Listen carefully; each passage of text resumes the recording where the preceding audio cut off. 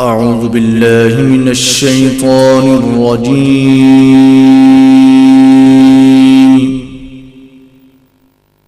بسم الله الرحمن الرحيم.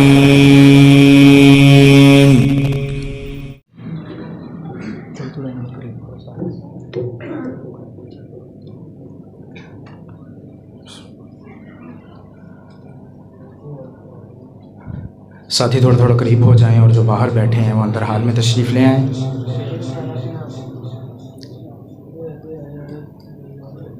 السلام علیکم ورحمۃ اللہ وبرکاتہ. الحمد للہ الواحد الاحد الفرد الصمد الذی لم یلد ولم یولد ولم یکن له کفوا احد. والصلاة والسلام على خير العباد الذي أخرج العباد من عبادة العباد إلى عبادة رب العباد ومن ضيق الدنيا إلى سعتها ومن جور الأديان إلى عدل الإسلام. اللهم صل على محمد وعلى آل محمد كما صليت على إبراهيم وعلى آل إبراهيم إنك حميد مجيد. اللهم بارك على محمد وعلى آل محمد كما باركت على إبراهيم وعلى آل إبراهيم إنك حميد مجيد. قال الله تعالى في الكلام المجيد والفرقان الحميد.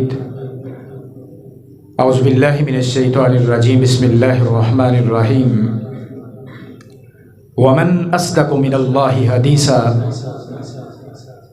وقال النبي صلى الله عليه وسلم اقرأوا القرآن فإنه يأتي يوم القيامة شفيعا لأصحابه. صدق الله العظيم وصدق رسوله النبي الكريم. ہمہ قسم کی تعریفات تسبیحات مالک العالم کے لیے اور انگنت لاتعداد درود و سلام آقا دو جہاں صلی اللہ علیہ وسلم کی ذات اقدس پر. سب سے پہلے تو میں مبارکباد پیش کرتا ہوں طلحہ بن قاری فیض اللہ حفظہ اللہ تعالیٰ کو کہ اللہ تعالیٰ نے تینوں بیٹوں کو حفظ قرآن کی ڈگری سے نوازا ہے جو کائنات کی سب سے بہترین ڈگری ہے. ایک طرف پوری کائنات کی ڈگریوں کو جمع کر لیا جائے اور ایک طرف ایک ڈگری کو رکھ دیا جائے تو رب کعبہ کی قسم ہے وہ کائنات کی ڈگریاں ایک ڈگری کا مقابلہ کر سکتی نہیں کر سکتی. ویران زندگی تھی میں خاک چھانتا تھا میرے مولا تیرے قرآن سے پہلے مجھے کون جانتا تھا. اللہ قرآن مجید کے اندر فرماتے ہیں وَمَنْ أَصْدَقُ مِنَ اللَّهِ حَدِيثًا. یہ قرآن کی زبان یہ اللہ کی زبان ہے اور کائنات کے رب سے سچی بات کائنات کے اندر کس کی ہو سکتی ہے. اور یہ مراکز یہ مدرسے یقیناً دین کی آبیاری کرنے کے لیے کوشاں ہے اور اس میں مبارکباد کے مستحق قاری رحمۃ اللہ حفظہ اللہ تعالی جن کی سائی جن کی کوشش یہ دین کے لیے اللہ کی کتاب کے لیے ہے اللہ ان کی کاوشوں کو قبول فرمائے. منتظمین محتمین جتنے بھی رفقا اللہ ان سب کی زندگیوں کے اندر برکات کا نزول فرمائے. تھوڑی سی تاریخ آپ کے سامنے رکھنا چاہوں گا مختصر سے وقت میں. اگر ہم آج سے ایک صدی پہلے اور پھر اس سے پہلے 800 سالہ کی تاریخ کو دیکھیں مسلمانوں نے اسپین کے اندر 800 سال حکومت کتنے سال 800 سال 800 سال حکومت کرنے کے بعد آج مسلمانوں کی اساس نہیں ملتی آج مسلمانوں کی پہچان نہیں ملتی اور اسپین کے اندر غرناطہ اور الحمرا حال کے علاوہ باب الخواتین کے علاوہ مسلمانوں کی داستانیں نہیں ملتی. جبکہ ایک وقت تھا اندلس کا بہت بڑا سیاح جو سیر و تفریح کرنے والا ہے، وہ کہتا ہے کہ میں سیر سپاٹے کی غرض سے اسپین میں پہنچا اور میں نے پورے مشرق کو دیکھا، مغرب کو بھی دیکھا، لیکن جو میں نے نظام، جو میں نے برکات مدارس کے اندر دیکھی ہیں، میں رب کعبہ کی قسم اٹھا کے کہتا ہوں میں نے زندگی کے اندر اتنی برکت کہیں نہیں دیکھی۔ حفاظ کی کثیر تعداد، یہ دین کے کثیر دائی، راتیں بھی مصلے پہ، دن بھی چٹائیوں پہ، یہ لا الہ الا اللہ کی صدا کو بلند کرنے والے، یقول لا الہ الا اللہ تفلحوا کو فران کی چوٹیوں پہ کہنے والے، یہ کائنات کے اندر اس طرح ہے جس طرح اندھیری رات کے اندر ایک روشن چراغ کو جلا دیا جائے، اور مغرب کے اندر رہنے والے جتنے بھی فلاسفر، جتنے بھی ادبا، فصحا، بلغا اگر جمع کر لیے جائیں، لیکن قرآن کے اندر ایک غلطی اور شک کو بھی ڈھونڈ کے تلاش کرنے کے بعد آپ کے سامنے نہیں لا سکتے، کیونکہ اللہ تعالیٰ نے اسے لا ریب بنایا ہے۔ یہ ایسی کتاب ہے جس کے بارے میں امام کائنات صلی اللہ علیہ وسلم فرماتے ہیں، اقرأ القرآن فَإِنَّهُ يَأْتِي يَوْمَ الْقِيَامَةِ شَفِيعًا لِّأَصْحَابِهِ، قرآن کی تلاوت کرنے والے، اس کو پڑھنے والے، راتوں کو جاگنے والے، قیام اللیل کرنے والے، نماز تراویح میں پڑھنے والے، مسجد کے اندر منبر و محراب کے اندر اس کی صدا کو بلند کرنے والے، کوچے کوچے، نگر نگر اس کے ڈنڈے کو، اللہ کی قسم الہی کلمت اللہ کو بیان کرنے والے، کل قیامت کے دن شفیع لِأَصْحَابِهِ، یہ قرآن کے اوراق پلٹے جائیں گے، ہر ورق اور ہر ورق پہ درج آیات اللہ کی بارگاہ میں اس کے لیے وکیل بن کے بولے گا، اور اس کی سفارش کو قبول کر لیا جائے گا۔ اور علامہ ابن باز رحمہ اللہ فرمایا کرتے تھے، هو احسن کتابی واجمل کتابی واصدق کتابی، روئے زمین کے اوپر اگر کوئی سب سے احسن کتاب ہے، اگر سب سے خوبصورت کتاب ہے، اگر سب سے اچھی کتاب ہے تو وہ قرآن مجید ہے۔ یجب ان یقرأ فی تعلیم العقیدۃ والاحکام والاخلاق ہوا کتاب اللہ، اور ہر مدرسے کے اندر، ہر مرکز کے اندر، ہر جگہ پہ اس کا پڑھایا جانا واجب ہے۔ وہ احکام کی بات ہو، وہ قرآن کی بات ہو، وہ اخلاق کی بات ہو، وہ کائنات کے عام بازاروں کی بات ہو، اگر صحیح معنوں میں کسی کتاب کو پڑھایا جانا لازم آتا ہے تو ہوا کتاب اللہ۔ وہ کون سی کتاب ہے؟ وہ اللہ کی کتاب قرآن مجید ہے، جو انسان کی زندگیوں کو بدلتی ہے، جو انسان کے چہروں پہ مسکراہٹ لے کے آتی ہے، جو بے نور چہروں کو رونق بخشتی ہے۔ اور کبھی آپ تجوید کے اصولوں سے آراستہ ہوتے ہیں، کبھی آپ اس کو سینے میں حفظ کرنے کی جہد کرتے ہیں، کبھی آپ تفسیر پڑھتے ہوئے منازل کو طے کرتے ہیں، کبھی تجوید اور قاعدے اور کلیوں کے مطابق زبان سے حروف کی ادائیگی ہوتی ہے۔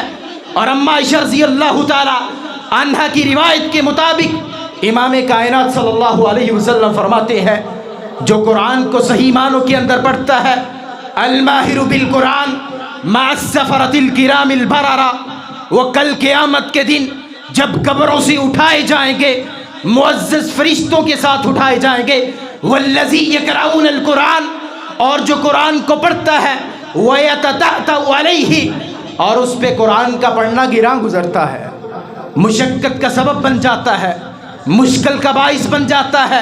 ساری زندگی گزری تھی، قرآن کو نہیں پڑھا تھا، بڑھاپے میں سیکھنا چاہتا ہے، اور پھر جب توتلی زبان سے حروف کو ادا کرتا ہے، اس پہ اس کا پڑھنا مشقت کا سبب بن جاتا ہے۔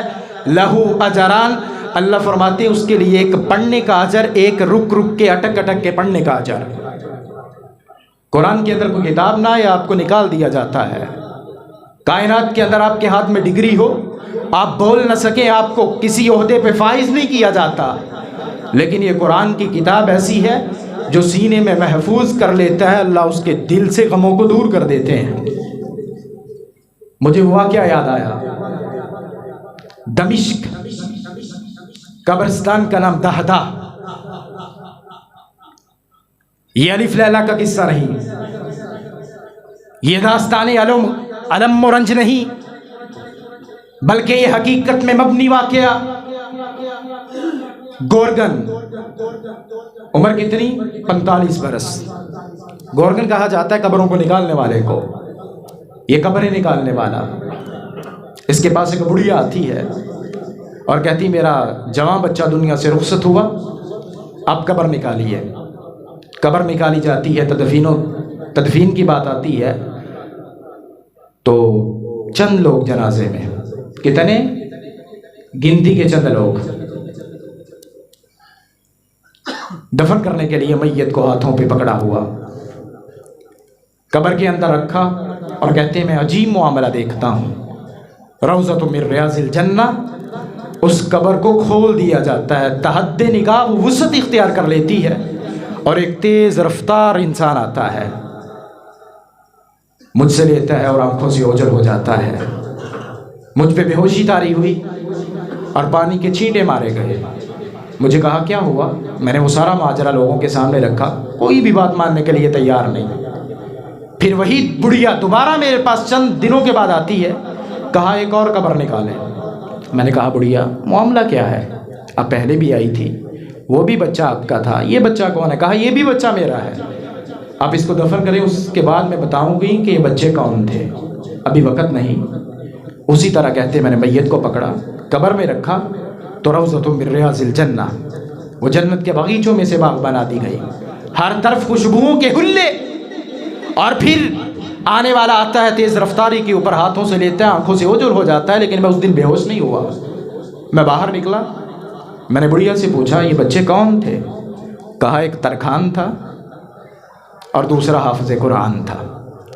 ترکھان ساری ذمہ داریاں اس نے اٹھا رکھی تھی اس بچے کی جو حفظ قرآن مکمل کر رہا تھا.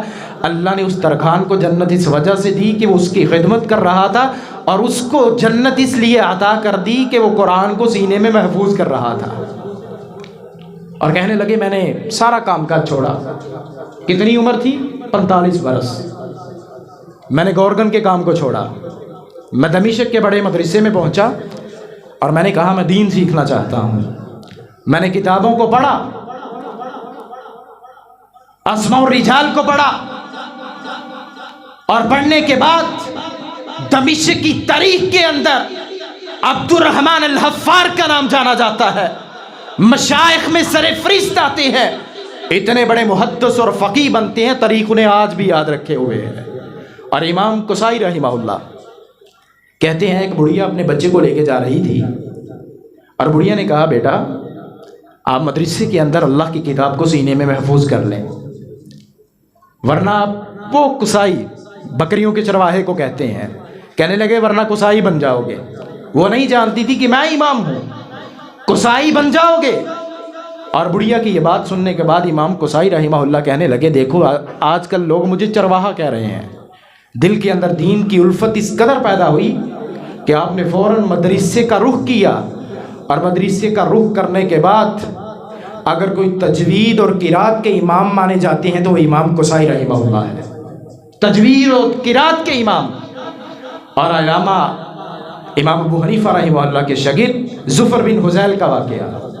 کہنے لگے ایک آدمی کو خواب آیا، وہ خواب میں کیا دیکھتا ہے کہ حذیل بن ظفر کہتے ہیں اگر میری زندگی کے اختتامی 2 سال نہ ہوتے ہلاک کر دیا جاتا، تباہ و برباد کر دیا جاتا، زندگی اجیرن کر دی جاتی. اور کہا وہ کون سے 2 سال زندگی کے اختتامی؟ کہا ساری زندگی جہالت میں گزاری تھی اور زندگی کے اختتامی 2 سالوں میں قرآن کو حفظ کیا تھا. وہ 2 سال اللہ نے زندگی کی کایا پلٹنے کے لیے کافی کر دیا اور مجھے جنت میں بھیج دیا گیا. زندگی کے اختتامی 2 سال. امام شافعی رحمہ اللہ فرماتے ہیں میرا زندگی کا معمول کیا ہوتا تھا، میں نماز فجر سے پہلے مصحف کی تلاوت کیا کرتا تھا، قرآن مجید کی، اور اپنے آپ کو مخاطب ہو کے کہتا تھا اے شافعی اگر تیری زندگی میں عزت اور تکریم ہے تو اس قرآن کی وجہ سے. وہی امام شافعی رحمہ اللہ فرماتے ہیں اگر اللہ پورا قرآن نازل نہ کرتے ایک سورۃ العصر نازل کر دیتے تو وہی کافی ہو جاتی. تو اپنے بیٹوں کو یہ کائنات کی سب سے بہترین ڈگری حاصل کرنے کی کوشش میں لگائیں.